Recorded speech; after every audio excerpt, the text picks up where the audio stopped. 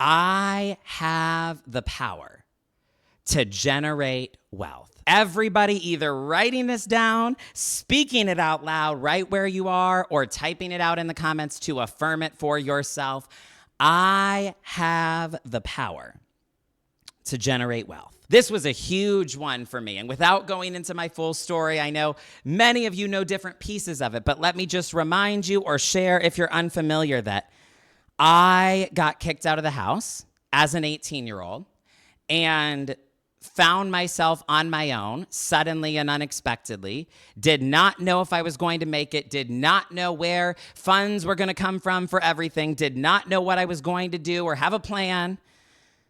And it was very scary. And it was very intense, as you can imagine. It was a traumatically defining moment of my life. And so really my earliest memories as an adult, I just want to share so you know where my starting point was. I did not feel safe in this area. I did not feel comfortable in this area. I did not feel like I knew what I was doing in this area.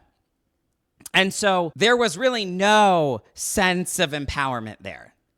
It often felt like the only way I was even going to make it is if some miracle occurred and somebody who was better with money and more lucky with money than me helped me out. So if you've been there or that's how things feel right now, I get it. I get it. But I want you to know today, I believe that this idea applies to you just as much as it applies to me, that God is no respecter of persons. That yes, there are unique things about me because God only made one Steph in Lovegrove, but on a spiritual level, hear me when I say this, family, there is nothing special about me. I'm not saying that in a self-deprecating way, okay? This is on a level of belief, on a level of spiritual principle. I am unique. I am a one-of-a-kind masterpiece of God. I have plenty of self-confidence. There's no issue, but I want you to hear, God is no respecter of persons. I don't have more access to God than somebody else does. And on a spiritual level, there is nothing special about me where I get to have it and you don't, where I get lucky and you don't, okay? So I believe this idea is meant to reach you today right where you are. And I can just speak from experience. This was a huge shift for me that I really needed. To step into an awareness that said, I have power to generate wealth. I actually want to do a little exercise. I didn't plan on doing this, but I feel led to in the moment. If you're listening with me right now on YouTube, and you can do this exercise no matter where you're listening, but please interact, those of you on YouTube. Would you take a second and ask yourself, how true does that statement feel from 1 to 10? 1 being no resonance. Maybe somebody else's life, couldn't be me. That feels completely and utterly false. Okay, that's 1. 10 being that feels completely true. That feels like a fact. Just as much as I could say, I live in Los Angeles, my name is Stefan, and the sky is blue. It doesn't even feel like a belief. That just feels like a truth. Okay, that's number 10. Somewhere between there, 1 being the low end, 10 being the high end. I would love to do a quick check and just hear from you. How true does that feel? As you personally hear that idea, that I have the power to generate wealth. Now, as you share your answers, I'm going to get very controversial here for a moment on purpose. Because what I know is that some of you were raised just like I was, or in some ways similar to how I was, in church, in tradition, in religion, that gave you a message. When it comes to God, think poverty, not prosperity. When it comes to God, think poverty, not power. Let me know in the comments if that resonates with you, if you relate to that however it happened, consciously or subconsciously, from wherever you got it in terms of influence, wherever it happened along the way of your journey, Somehow it got instilled in you that when you think about God, think poverty, not prosperity. Think poverty, not power. You know, I've shared this example before, but one very visceral example for me is when I was little, in the church world that I grew up in, they told us lots of what they would call missionary stories. And what I observed, what I integrated into my little kid brain over time, hearing story after story after story, is that it felt to me like God showed up for people, but only when things were very, very bad. Only in a crisis, only in an emergency. It was like, to use a modern U.S. example, God was a spiritual FEMA department. And if there's a giant disaster, if there's a massive crisis, if there's an emergency and everything is falling apart and things are going very, very wrong, maybe God will step in as a spiritual FEMA department. And I very specifically remember this story that they told us again and again and again in junior church of there was a man with an orphanage and they ran out of food and they ran out of water and they had nothing to give the children and the children were going to survive and they didn't know what to do and they had no way to make money. But in the nick of time, a baker showed up at the door with bread and milk. And so that is what got integrated into my consciousness. So even if I was going to try to live out in my own life this idea that God is the source, what it meant to me for God to be the source was for God to show up as a spiritual FEMA department. And do you notice what's missing in that story and in that paradigm? There's no power. I didn't even think about this when I started using this example, but a spiritual FEMA department is maybe a perfect example of this paradigm because often FEMA steps in when people have no resources and no access and no support and no ability to fix anything and yes, no power. And I can't help but notice in that story that I was told that made such an impression on me as a little kid, the only way I understood God being the source was God showing up in crisis. And the people in the story were helpless. The people in the story were in dire straits. The people in the story were just stuck in an emergency. No power. And so maybe you're listening to this and you relate to this idea that somewhere consciously and subconsciously it was instilled in you. When it comes to God, think poverty, not prosperity. Think poverty, not power. Now, I'm not here to do a full-on, in-depth theology study in this video, but I want you to know, and partners, the portal is there for a reason. You can ask questions further if you need further help with this. I just feel so strongly today. We have to unlink this in our minds.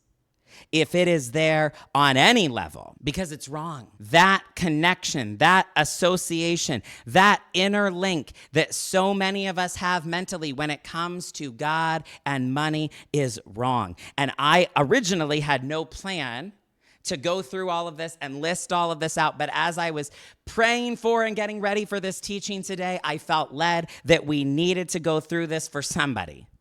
And for somebody, this is exactly what you needed. For somebody, this is going to be the best thing that you get out of this entire episode. And I feel a conviction. Literally, in the final moments before I hit record today, I started feeling this deep inner conviction that we are undoing an energetic lock, an energetic trap, an energetic stronghold, to use a very spiritual word, that somebody has been stuck in around this, that has been keeping you in an experience of lack over and over and over again that is not God's will for you. And we are going to shift that today. What I want to suggest to you today is that God's will for you all along and I mean all along, and I am so sorry that you were misinformed, that God's will for you all along has not been poverty, suffering, and lack, but that all along, God's will for you has been prosperity and power. And so I, again, wasn't originally in the plan, wasn't originally in my notes, but I added it with such a divine conviction that this was meant to be in this particular episode. And let me know in the comments if you feel this part was for you. That would encourage me greatly to hear that. But I want to go through a list of things from the Bible that I am willing to bet many of you were never taught, many of you were misinformed, many of you never heard, that just make it clear there's been a thread of prosperity there all along, even if you never heard it in church.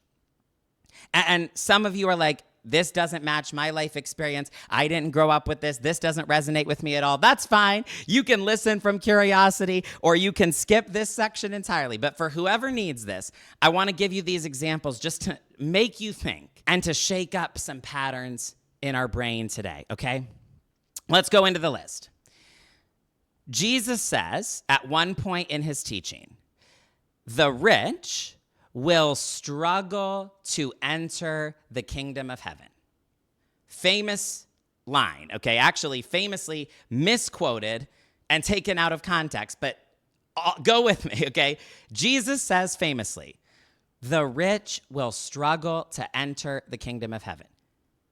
And yet, what I never realized for 30 years was, instead of cheering this on, his disciples, his entire team, his circle of friends, all look distraught and look at him and say, well, how do any of us stand a chance then?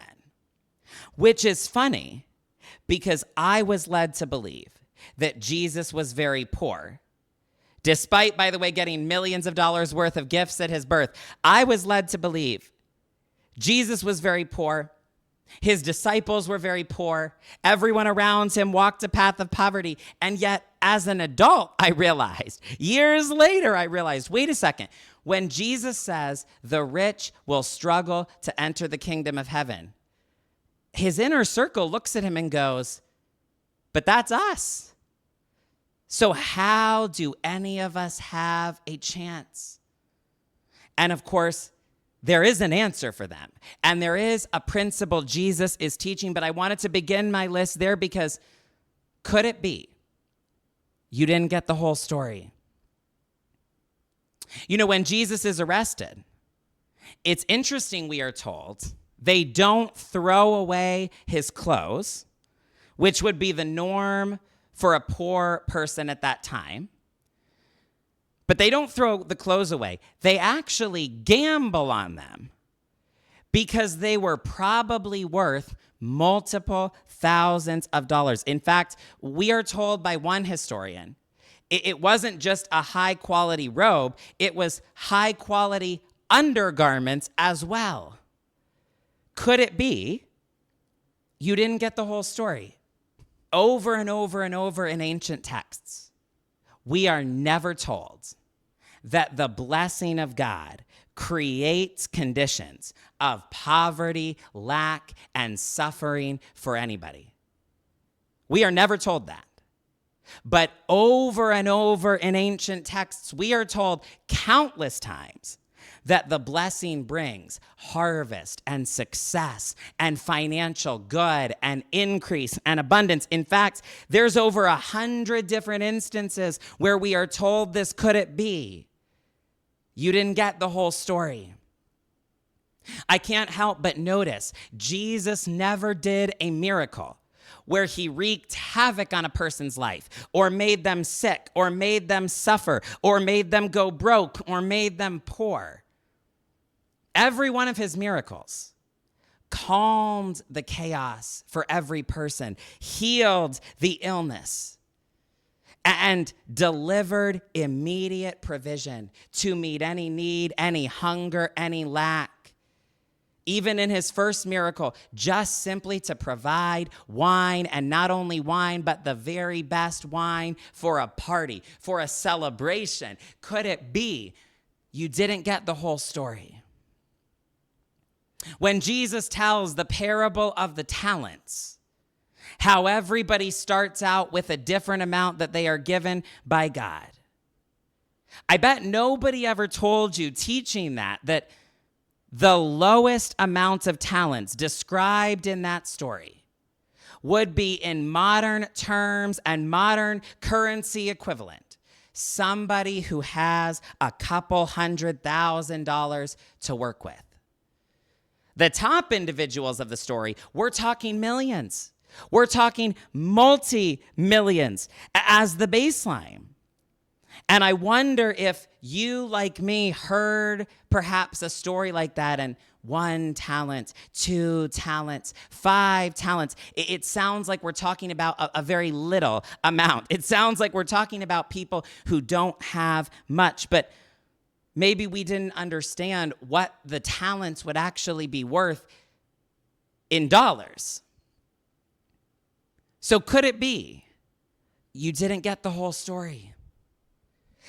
I continue on with my list here. The Proverbs 31 woman has been talked about over and over and over again. She's all over Pinterest. She's all over Bible studies. She's all over religious bookstores. Let me know in the comments if you grew up hearing about the Proverbs 31 woman. But did you know one trait of the Proverbs 31 woman that is mentioned early on is that she was full of wealth, had luxurious clothes, and practiced extravagant generosity? Could it be, family, that we didn't get the whole story?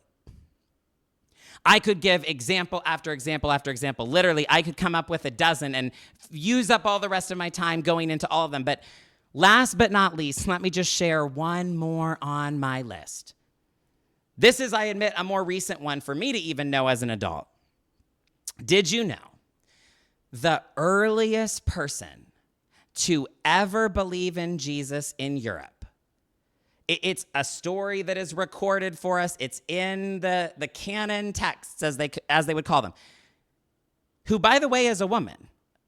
And I just want to mention that unapologetically for all people who have ever used religion or Christianity in any way against women, to make women feel lesser, to make women feel like they don't have a place in leadership or in spirituality, etc. I want to mention in so many of these stories, the first people to believe were very often women, and they made sure, even in a very sexist culture, somehow they made sure in these ancient texts to tell us that the first one was so often a woman, that the one who believed was a woman, that the one who made it possible was a woman.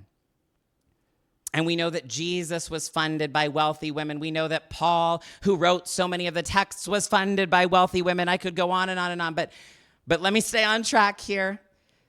The earliest person to ever believe in Europe was a woman.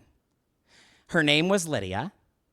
And what we are told is that she was a seller of purple clothing. Now, I like purple. Okay, I happen to have a wallet thing attached to my phone that's purple. I like the color. But what we miss in modern times hearing that is purple clothing is significant because purple clothing was the most expensive type of clothing you could possibly have at that time. We're talking the Louis Vuitton of that day, the Prada of that day, the Gucci of that day. That's not an exaggeration. That's not a mischaracterization, okay? Factually, purple clothing. We are talking about the highest end clothing of that day. And I actually, in preparation for this teaching, I did a conversion and I fact checked because I knew purple clothing was worth a lot, but I wanted a number. Something about a number makes it click for me. So I wanted to know, family, how much would one purple robe be worth in a conversion to modern US dollars? And I have to tell you, I wasn't ready for the answer. In fact, let's do a quick little game. Guess what you think the answer is. Somebody guess. Take a guess right now in the YouTube comments. I want to hear, if you want to play along right now, I want to hear what you think, what your best guess would be for how much a purple robe would be worth. And I got to tell you, I was not ready for this answer. Because the answer is, did you get your guesses in? Pause if you need to. I want everybody to guess. And please, nobody ruin it. Nobody comment the real answer for those watching later.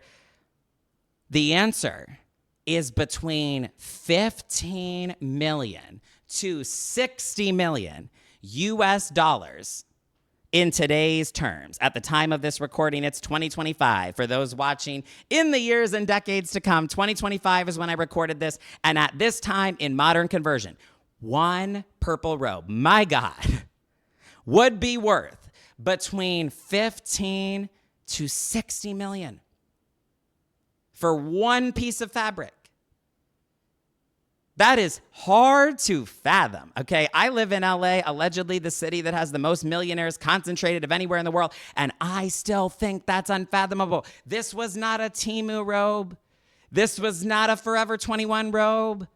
This was the kind of thing she made, the kind of outfit, the kind of garments that you might see a celebrity wear for the Grammys, and they don't even own it. They don't even keep it. They return it because it's worth too much. 15 to 60 million. We are talking about massive, massive, massive wealth. And we are told that this was the first person to believe on the whole continent. And she hosted gatherings, and she had extravagant generosity, and she partnered with Paul, and she was a direct investor and supporter, and she helped to fund the work and spread the message and make it possible. And by the way, it wasn't just her. This was always in the story, that there were always incredibly successful people with businesses funding the work, funding the good news, funding the message. Partnership is not a brand new thing, by the way. But she was the very first, and I end my list there, though I could go on to say, could it be you didn't get the full story? And I really want to hear, family, your live in real-time reactions in the comments. How many of these facts that I just shared did you know? How many of those were new information and news to you? Did anything on that list blow your mind? Could it be we didn't get the full story? And see, I believe there's a lot of us who were taught that being in poverty and being in lack and being disempowered around this area was actually God's will for us, was actually the spiritual thing to do. But I'm here today with a new message for you. I'm here today with a life-changing idea. I'm here today to invite you to step into this paradigm that I have the power to generate wealth. You know, Neville Goddard offers as a question that we can ask ourselves, based on how I'm showing up, based on how I operate, based on even how I'm reacting to something that triggers an emotion within me. Neville Goddard says that we can ask, who am I being in this area, and what is it showing me? And somebody please write that question down. Somebody please type that out in the comments, because I believe that every single one of us has the opportunity to ask ourselves, who am I being in this area when it comes to money, when it comes to finances, when it comes to wealth? And what does it show me? And somebody will just have a breakthrough today, even just asking that question. Because I think a lot of us have accidentally been in a scared place or a needy place or a powerless place, and we might have been misinformed, and we might have even thought that that's how it's supposed to work, and we are powerless, and God is the spiritual FEMA department that can come through and bail us out. But again, I want to invite you today into a consciousness of power. If I can suggest a wonderful answer that you can try out and try on to the question, who am I being in this area? I recommend trying on the identity and seeing how it feels of being a child of God, a member of the most royal family in the universe. An identity that I would suggest gives you infinite love, gives you unlimited inheritance, and yes, gives you power. I would really recommend trying on that identity. And I'm inviting you today into this life-changing idea and consciousness and awareness. It is said explicitly in ancient texts. It is a spiritual principle eternally that the blessing empowers us to prosper. That the blessing gives us the power to get wealth. That God gives us the power to get wealth. And do you see how important this is? It builds on number one, but it is equally important to number one. Because some of you may have heard number one and thought, I'm very spiritual, Stefan. I'm very on board with you already. God is the source. But some of you, like I was, were taught God is the source in a very powerless way. You were taught God is the source in a very crisis, emergency, spiritual FEMA department kind of way. And I want to give you a higher paradigm that changed my life to understand the blessing means you are empowered to prosper, and God gives you the power to create wealth. You are meant to have power here. And so there's an invitation today to leave behind any victimhood or self-pity consciousness, to recognize in this moment that trust and surrender don't mean I'm supposed to feel powerless. And that maybe, just maybe, feel into this with me. Maybe, just maybe, could it be God really does want me to feel empowered in this area? I feel like in this area, there are two very unhealthy extremes that people often oscillate between, like it has to be one or the other. And neither of them is real power. So on one end of the spectrum, we have the people that cling to the illusion of control, that believe busyness is a virtue, and they always need to be doing something. They always need to be taking action at all times, never resting. And there are people at this end of the spectrum, at this extreme, who are in a pattern of hustle and force and manipulation and control and exhausting actions taken out of fear, because that's the only way they feel like it's going to be okay. That's the only thing they feel like they can trust. That's the only way that they know how to feel power. And that is distorted, and that is an unhealthy end of the spectrum, and that is not real power. But then on the other end, there are people who are stuck on the couch. There are people who never put themselves out there. There are people who never sell and talk about their work. There are people who feel paralyzed by fear and don't do anything. There are people who feel like all I can do is sit here and wait for something to show up at my door or to show up on my phone, on my screen, in my accounts by some miracle. Do you see what I'm saying? That neither of these places has real, authentic spiritual power. Trying to force and endlessly hustle and control everything is not the behavior of someone who is rooted in power and knows the blessing empowers me to prosper, and God has already given me the power to create wealth. That is not somebody rooted in real power, but neither is hopelessness and despair. Neither is giving up. Neither is apathy. Neither is laziness. Neither is, I'm not even going to give myself a chance to see what I'm capable of. I'm not even going to put myself out there. There's really nothing I can do that would make a difference anyway. Neither of those is a person connected to power. And I believe God wants you to feel empowered in this area. So can I ask you today to begin exploring with me? And somebody please type these questions out for everyone in the comments. How would you look at your numbers if you were in your power? How would you look at your numbers if you were in power? How would you sell if you were in your power?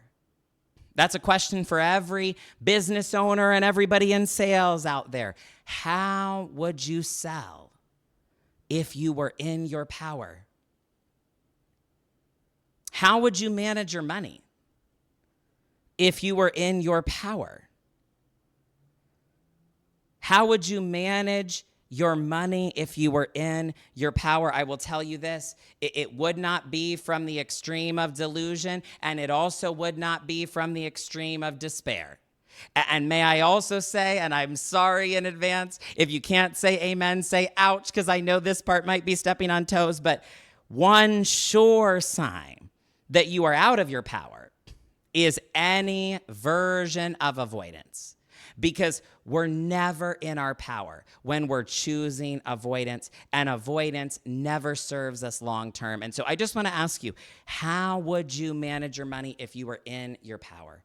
Couple more questions I want to give you here. How would you take action if you were in your power?